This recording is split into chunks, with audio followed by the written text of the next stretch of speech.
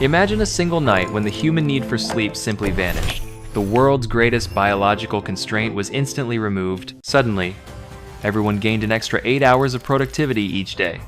The global clock instantly had 1/3 more usable conscious time. The immediate economic boom was massive. Factories ran 24/7 without breaks. Production capacity skyrocketed overnight across all industries. However, this endless activity introduced new chaos. Traffic became a constant, moving jam, clogging all major arteries indefinitely, day and night. The need for specialized night shifts instantly disappeared. Millions of workers found themselves obsolete, replaced by a permanent daylight schedule. Consequently, the global consumption of energy surged dramatically. Power grids struggled to meet the perpetual demand of the always-awake world. Residential areas were radically redesigned. Bedrooms became redundant, swiftly repurposed into home offices, studies, or extra entertainment rooms. The concept of a work-life balance was instantly destroyed. Employers saw no biological reason to limit hours, pushing employees into endless cycles. Relationships faced new strains. The quiet solitude of night was gone. Partners struggled to find truly private moments in the constant human activity. Education saw radical changes. Learning became continuous and personalized, utilizing the new extra hours for deeper study and practical application. The entertainment industry exploded.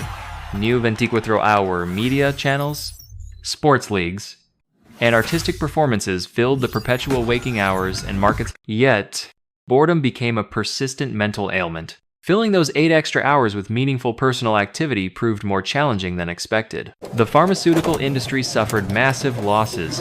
All sleep aids, tranquilizers, and related medications became utterly worthless overnight globally. Mental health adapted surprisingly well. Neurological processes for emotional regulation now ran constantly, reducing mood swings significantly. But memory became a new issue. Without sleep to consolidate information, people struggled to differentiate between important and trivial details. The value of darkness and silence skyrocketed. People paid fortunes for isolation booths or sensory deprivation chambers just to find inner peace. Astronomy and nightlife tourism became huge. With everyone awake, more attention was paid to the stars and the world. Beyond the daytime sun, crime also became harder to commit, yet more pervasive. There was no longer a cover of night for illegal activities or secret dark meetings. Warfare logistics were simplified for perpetual operations. Armies could now fight indefinitely without concern for troop fatigue or necessary rest cycles. The biggest environmental impact was noise pollution. Cities never quieted down.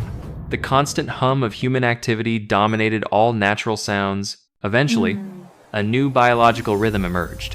Humans adopted a polyphasic cycle, replacing sleep with short, conscious, meditative rest periods instead. Society reorganized around 36-hour cycles instead of 24.